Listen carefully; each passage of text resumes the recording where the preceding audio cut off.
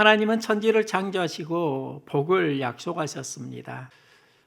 하나님은 아브라함을 부르시고 복을 또 약속하십니다. 너의 고향과 친척, 아버지의 집을 떠나 내가 내게 보여줄 땅으로 가라. 내가 너로 큰 민족을 이루고 내게 복을 주어 내 이름을 창대하게 하리니 너는 복이 될지라. 그리고 모든 족속이 너로 말미암아 복을 얻을 것이라. 하나님은 우리에게 복을 주시기를 열망하시고 또 우리도 복을 받기를 원합니다. 인류에게 주신 가장 큰 복은 예수 그리스도입니다. 예수를 믿으면 우리는 구원을 받습니다. 어릴 때 이 복을 예수 믿고 죽어서 천국 가는 것으로 생각했습니다. 그래서 구원의 확신이 있습니까? 이 질문을 많이 받았는데요. 성경은 죽어서 천국 가는 그 복도 있지만 이 땅에서 누리는 복도 약속하고 있습니다. 천지를 창조하시고 하나님이 주시는 복은 이 땅에서 누리는 복이고 아브라함을 통해서 주시는 복도 이 땅에서 복의 확장성을 이야기합니다. 시편은 복 있는 사람으로 시작합니다. 복 있는 사람은 악인들의 꾀를 따르지 아니하며 죄인들의 길에 서지 아니하며 복 있는 사람을 그가 하는 모든 일이 다 형통하리로다 말씀합니다. 악인은 그렇지 않습니다. 악인들의 길은 망하리로다. 그러면 현실적으로 이런 질문을 할 수 있습니다. 의인은 형통하다고 하는데 내 삶은 왜 힘들고 어렵지요?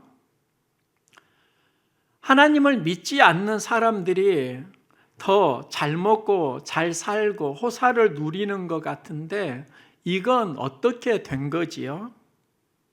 본문을 통해서 그 답을 찾아가 보려고 합니다. 시편은 복 있는 사람을 말하고 복 있는 사람의 특징을 이렇게 말합니다. 악인들의 꾀를 따르지 아니하며 죄인들의 길에 서지 아니하며 오만한 자들의 자리에 앉지 아니하고. 악인들의 꾀를 따르지 않는다. 죄인의 길에 서지 않는다. 오만한 자의 자리에 앉지 않는다. 삶은 두 가지 경향성이 있습니다. 하나님의 형통을 누리는 경향성이 있습니다. 이 사람을 복 있다라고 말씀합니다. 그런데 우리가 추구하는 형통이 있습니다. 그걸 나의 형통이라고 하는데 성경은 이 사람을 복 있다라고 말하지 않습니다. 악인의 꾀, 죄인의 길, 오만한 자의 자리는 나의 형통을 추구합니다. 성경이 말하는 복은 나의 형통이 아니라 하나님의 형통입니다. 하나님은 사람을 만드시고 그들에게 에덴 동산을 선물하셨는데요. 그때 하나님은 약속하십니다. 각종 나무의 열매는 내가 임으로 먹되 선악을 알게 하는 나무의 열매는 먹지 말라. 먹는 날에는 반드시 죽으리라. 하나님은 각종 나무의 열매를 주셨습니다. 선악을 알게 하는 나무의 열매는 금하셨습니다. 하나는 금하고 나머지 모든 걸 누리게 하셨습니다. 이건 하나님 주시는 복입니다. 어느 날 사단이 뱀 속에 들어가서 그 하나님 주시는 복을 빼앗아 갑니다. 아담과 하와를 넘어뜨리기 위해서 먼저 하와를 유혹하는데요. 사단이 하와에게 말합니다. 하나님이 참으로 너희에게 모든 나무의 열매를 먹지 말라 하시더냐. 이 질문에는 하나님 주신 말씀에 대한 의심의 배경이 있습니다. 하나님 말씀을 의심하게 만들고 또 비틀기를 시작합니다. 이 전략은 에덴 동산에서 아담과 하와를 무너뜨리기 위한 그때만의 전략이 아닙니다. 오늘날에도 계속되는 영적 전쟁입니다. 하나님의 말씀을 의심하게 만들고 비틀어서 왜곡시킵니다. 뱀이 여자에게 이르되 너희가 결코 죽지 아니하리라. 그것을 먹는 날에는 눈이 밝아져 하나님과 같이 되어 선악을 알 줄 하나님이 아심이니라. 정령 죽으리라 하나님은 말씀했는데 사단은 결코 죽지 아니하리라. 먹는 날에 눈이 밝아진다. 하나님과 같이 된다. 선악을 내가 분별하게 된다. 이게 무엇을 말하냐면 사단이 하와의 눈을 바꾸는 겁니다. 마귀에게 자꾸 영적으로 노출이 되면 우리의 시각과 눈이 바뀌게 됩니다.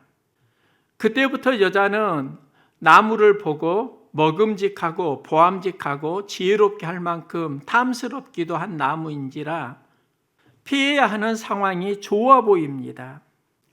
사단이 인도하는 경향성으로 마음이 움직이게 되고 그는 하나님 금하신 열매를 따먹습니다. 사단은 왜 아담이 아니라 하와를 유혹했을까? 아담은 하나님 말씀을 직접 들었습니다. 하나님 말씀을 체험했습니다. 하와는 하나님 말씀을 하나님이 아니라 아담에게 들었습니다. 하나님을 체험한 게 아니라 하나님에 대해서 아담에게 들었습니다. 간접 체험입니다. 마귀는 하나님을 체험하지 못한 하와를 공략합니다. 하나님을 체험하지 못한 하와는 마귀의 공격에 무너집니다. 복 있는 사람은 하나님을 체험하는 사람입니다. 시편 기자는 복 있는 사람을 이렇게 말하는데요. 율법을 즐거워하며 율법을 주야로 묵상하는도다. 율법을 즐거워하고 주야로 묵상한다. 이것은 말씀 속에서 우리가 하나님 마음을 체험한다는 이야기입니다. 악인들은 그게 아닙니다. 악인들은 그렇지 아니하며 의인들의 모임에 들지 못하리로다. 악인이 의인들의 모임에 들어가지 못한다. 그러면 의인의 모임이 무엇인가? 말씀을 즐거워하고 주야로 말씀을 묵상하는 하나님을 체험하는 걸 이야기합니다. 악인은 그 모임에 들어가지 못한다는 것은 그들은 하나님을 체험하지 못한다는 이야기입니다. 복 있는 사람은 여호와의 율법을 주야로 묵상한다. 여기서 밤에도 낮에도 말씀을 묵상한다. 밤은 무엇을 말하는가? 시간이 아니라 내 인생에 만나는 밤, 역경, 고난을 의미합니다. 낮은 일이 순조롭게 잘 풀리는 때를 말합니다. 복 있는 사람은 주야로 하나님의 말씀을 묵상한다는 건 역경이 있을 때에도 내 삶이 순조로울 때에도 하나님과 동행한다는 겁니다. 하나님은 이 사람을 인정하시고 그 인생을 형통하다고 말합니다. 이 말씀을 다시 풀어보면요, 하나님의 형통에는 밤이 있다는 겁니다. 고난과 역경이 있다는 겁니다. 우리는 이것을 형통이라고 생각하지 않습니다. 나의 형통은 고난이 없어야 합니다. 아픔이나 역경, 슬픔이 없어야 합니다. 하나님의 말씀하는 형통은 그 모든 것을 포함하고 하나님의 말씀을 만나면서 이기는 삶, 이걸 형통이라고 합니다. 이게 복이라고 합니다. 시편 1편은 다윗이 쓴 시인데요. 다윗의 삶을 보면 그의 삶은 항상 형통한 것은 아닙니다. 그는 사울 왕에게 쫓기면서 더 이상 피할 수 없기에 가드 왕 아기스에게 피신을 합니다. 다윗과 그를 따르는 사람들이 시글락에 거주하면서 살아가는데요. 다윗은 시글락 공동체를 보호하고 관리해야 합니다. 그런데 다윗에게 인생의 밤이 찾아옵니다. 블레셋이 이스라엘과 대치할 때 아기스 왕이 다윗에게 와서 도우라고 합니다. 다윗은 거절할 수 없어서 용병들을 데리고 전쟁터로 나갑니다. 시글락 성에는 어린 아이들과 여성들만 있습니다. 이때 아말렉 사람들이 시글락을 불태우고 그곳에 있는 가족들을 모두 잡아갑니다. 다윗과 그의 용사들이 시글락 성에 돌아왔는데 성은 불타고 가족들은 모두 포로로 잡혀가고, 그때 다윗을 따르는 사람들이 대성통곡하면서 다윗을 원망합니다. 그들이 돌을 들고 다윗을 쳐서 죽이려고 합니다. 다윗은 인생의 밤을 만납니다. 이때 다윗이 한 일이 있습니다. 그는 하나님 여호와를 힘입고 용기를 얻었더라. 위기의 순간에 다윗이 하나님을 힘입어 용기를 얻었더라. 이게 무엇을 말하는가? 하나님 주시는 형통을 말합니다. 하나님은 위기의 순간에 다윗에게 용기를 주십니다. 다윗은 하나님 주시는 용기로 아말렉을 무찌르고 사로잡힌 가족을 모두 다 구합니다. 이게 하나님 주시는 형통의 복입니다.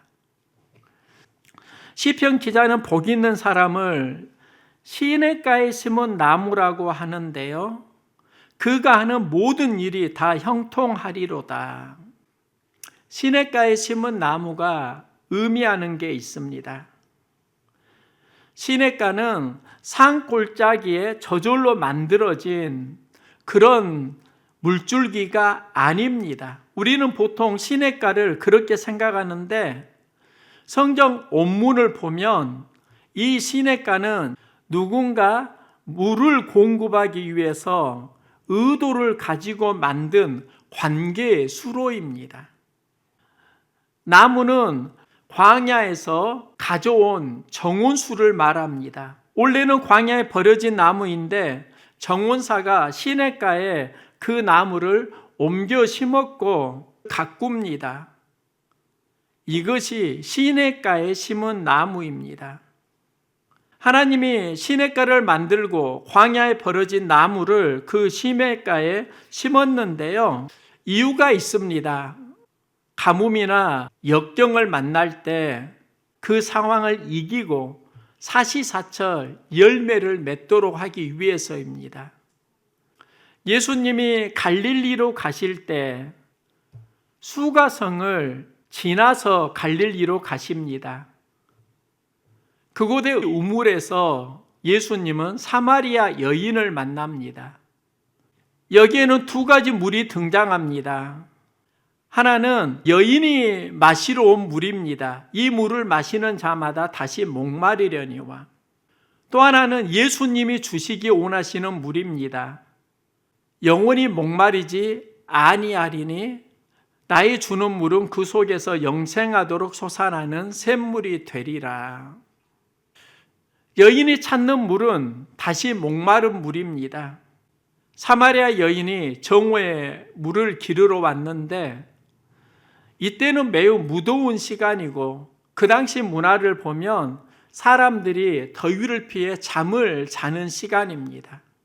그 시간에 여인이 물을 기르러 왔다는 것은 사람들을 피하는 삶을 살았다는 걸 짐작할 수 있습니다. 그 여인은 남편과 몇 번의 이혼을 경험했고 상처를 받았고 삶은 메말라졌습니다. 그 여인에게 예수님이 생수를 제안하시는데요. 생수는 생명을 살리는 물입니다. 다시 목마르지 않는 물입니다. 이 물을 마시면 영생을 얻습니다. 영생은 풍성한 생명을 의미합니다. 이 물을 어떻게 먹을 수 있을까? 그녀가 우물에 온 이유가 있습니다. 그녀 안에 목마름이 있습니다. 목마름은 영적으로 보면 인생에 메마름이 있었다는 겁니다. 예수님은 그녀에게 다시 메마르지 않는 물을 주신다고 하십니다. 그리고 이 물을 예배와 연결하십니다. 하나님은 영이시니 예배하는 자는 신령과 진정으로 예배할지니라. 신령과 진정으로 예배하라는 영적 갈급함을 의미합니다. 예수님이 주시는 생수에는 갈급함이 있습니다. 이 갈급함을 어떻게 말씀하는가? 신령과 진정으로 예배할지니라. 갈급함을 가지고 하나님 앞에 나아오면 하나님께서는 그 예배 현장에서 생수를 우리에게 주신다는 말씀입니다. 메마른 영혼은 생수를 만나지 못하지만 신령과 진정으로 예배하는 갈급한 영혼은 말씀 속에서 생수를 만나게 되고 이 생수가 너의 삶을 회복한다. 이 말씀을 하십니다. 우리는 말씀에서 영혼을 살리는 생수를 만납니다. 시냇가에 심은 나무, 이런 의미입니다. 시냇가에는 하나님 주시는 신의 물이 있습니다. 마음이 메마른 사람은 그 물을 제대로 마시질 못합니다. 갈급한 심령은 그 물을 기뻐하고 마십니다. 메마른 사람은 하나님 말씀을 만날 때 생수로 다가오지 않지만 갈급한 사람은 예배를 통해서 하나님 말씀을 만날 때 그 말씀은 나의 영혼을 살리는 생수가 됩니다. 시냇가에 심은 나무가 어떤 의미일까요? 우리가 예수를 믿으면 하나님 자녀가 됩니다. 하나님 자녀는 하나님 나라 정원수로 옮겨집니다. 하나님은 정원수에서 물을 공급하십니다. 하나님의 정원수는 오늘날 교회라고 할 수 있고 여기서 공급되는 물은 말씀이라고 할 수 있습니다. 갈급한 심령은 예배를 드릴 때 말씀을 잘 받아 먹습니다. 그 말씀은 나의 생명을 살리는 생수가 됩니다. 그 사람을 성경은 형통하다고 말씀합니다. 우리가 형통을 기대하고 살아가는데요. 성경에서 말하는 형통은 하나님의 형통이라는 것을 기억해야 합니다. 요셉의 삶은 하나님의 형통이 무엇인지를 보여주는데요. 요셉은 꿈 때문에 형제들에게 미움을 받고 애굽의 노예로 팔려갑니다. 이건 요셉의 관점에서 보면 형통이 아닙니다. 고난이고 역경입니다. 애굽에 팔려가서 보디발의 집에서 노예로 생활합니다. 그때 요셉은 하나님과 동행하니까 보디발이 그가 특별하다는 것을 알아차립니다. 요셉을 그의 가정 총무로 등용합니다. 요셉은 보디발의 집에서 재정 관리, 인사 관리, 경제의 흐름을 배웁니다. 요셉이 보디발의 집에서 배움이 나중에 애굽의 총리가 될 때 할 수 있는 일을 감당하게 하는 전 단계가 됩니다. 즉 애굽 총리의 전 단계가 바로 보디발의 가정 총무라고 할 수 있습니다. 어느 날 보디발의 아내가 요셉을 유혹합니다. 그는 그 유혹을 거절했는데 강간했다는 누명을 씌우고 요셉을 감옥에 보냅니다. 요셉은 인간의 관점에서 보면 고난을 당하고 형통이 아닙니다. 하나님의 관점에서 보면 꿈을 이루는 과정입니다. 요셉은 감옥에서 왕실로 통하는 인맥을 만납니다. 그들을 만나기 때문에 애굽의 바로 왕을 만나게 되고 애굽의 총리가 됩니다. 요셉이 감옥에 있는데 이렇게 기록합니다. 여호와께서 요셉과 함께 하심이라. 여호와께서 그를 범사에 형통하게 하셨더라. 감옥에 있는데 어떻게 형통하게 하셨다고 말할 수 있는가? 하나님이 함께하니까 형통했다는 겁니다. 나의 형통은 애굽의 노예로 팔려가면 안 됩니다. 억울하게 감옥에 가도 안 됩니다. 하지만 하나님의 형통은 나의 형통과 다릅니다. 때로는 내가 이해하지 못하는 고난이 있고 억울한 일도 있습니다. 그 모든 것이 궁극적으로 합력해서 하나님의 선을 이룹니다. 요셉은 하나님의 형통을 이렇게 고백합니다. 당신들은 나를 해하려 하였으나 하나님은 그것을 선으로 바꾸사 오늘과 같이 많은 백성의 생명을 구원하게 하시려 하셨나니. 당신들은 나를 해하려 했다? 이건 형통이 아니었는데 하나님은 그것을 선으로 바꾸었다. 많은 백성의 생명을 구원하게 하려 하셨다. 나의 형통은 아니었지만 그것이 하나님의 형통의 한 과정이었다는 겁니다. 요셉은 고난 속에서 하나님의 형통의 섭리를 깨닫고요. 고백합니다. 두려워하지 마소서, 내가 당신들과 당신들의 자녀를 기르리이다. 당신들과 당신들의 자녀를 기르리이다. 이게 하나님이 요셉에게 주신 꿈입니다. 우리는 요셉이 애굽의 총리가 되니까 꿈을 이루었다고 생각하는데 그것은 나의 꿈이지 하나님의 꿈은 아닐 수 있습니다. 하나님의 꿈은 애굽의 총리가 되었을 때 이스라엘 백성을 구원하는 것, 이게 하나님의 형통입니다. 하나님은 우리에게 복을 주시고 우리도 복을 원합니다. 하나님 주시는 복을 우리는 내가 형통한 것으로 기대합니다. 내가 잘 먹고 내가 잘 사는 것입니다. 내 인생에 고난, 역경, 슬픔, 어려운 일이 있으면 안 됩니다. 하나님의 형통은 그게 아닙니다. 고난에도 역경 중에도 하나님이 우리와 함께 하시고 우리를 인도해 주시는 것, 이게 진짜 우리가 누리는 복이고 하나님의 형통입니다. 예수님은 하나님의 형통이 무엇인지를 보여주는데요. 예수 이름은 구원자이지만 또 다른 이름 임마누엘. 임마누엘은 하나님은 우리와 함께 하시다입니다. 신약 성경은 이렇게 끝납니다. 주 예수의 은혜가 모든 자들에게 있을지어다. 아멘. 그러면 주 예수의 은혜가 무엇일까? 하나님이 우리와 함께 하시는 은혜이고 하나님이 우리와 함께 하면서 경험되는 하나님의 형통하심입니다. 우리가 경험해야 할 진짜 복은 내가 원하는 대로 내가 형통한 삶이 아니라 하나님께서 주시는 형통입니다. 교회를 개척하고 했던 생각이 있습니다.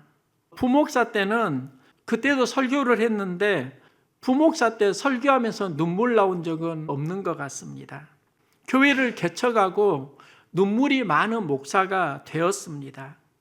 눈물에는 두 가지 의미가 있습니다. 하나는 사역을 감당하면서 힘듦을 경험했을 수 있습니다. 또 하나는 하나님 주시는 은혜를 경험하기도 했습니다. 사람이 눈물이 나올 때는 힘들어서 나오는 눈물이 있고 은혜에서 나오는 눈물이 있습니다. 저는 하나님께 기도합니다. 은혜의 눈물은 메마르지 않게 해주시옵소서. 교회를 개척하고 긴장하면서 사역을 했습니다. 지금 생각하니까 하나 깨달은 게 있습니다. 하나님은 나에게 복을 주셨고 사역을 형통하게 하셨다는 겁니다. 그런데 나는 왜 사역이 만만치 않고 버겁다고 생각했지? 제가 찾은 답이 있습니다. 나는 사역을 하면서 하나님의 형통이 아니라 나의 형통으로 기대하면서 살아왔다는 겁니다. 나의 형통은 힘들거나 어렵거나 고난이 포함되어 있지 않습니다. 그런데 하나님의 형통은 그 모든 것이 다 포함되고 궁극적으로 하나님의 선을 합력해서 이루어 가십니다. 다윗은 시편에서 복 있는 사람을 모든 일이 다 형통하다고 말하는데요. 이 형통은 내가 생각하는 그런 형통과 다를 수 있습니다. 나의 형통을 보면 고난이나 역정, 그게 빠져 있는데 하나님의 형통은 그 모든 것이 포함된다는 겁니다. 내가 경험하는 모든 상황 속에 하나님 주시는 복이 있습니다. 이 형통을 누리는 사람이 누구인가? 주야로 말씀을 묵상하는 사람입니다. 순조로울 때도 어려울 때도 하나님 말씀을 묵상합니다. 그리고 말씀에서 힘과 용기를 얻는 사람, 그게 복이고 하나님 주시는 형통입니다.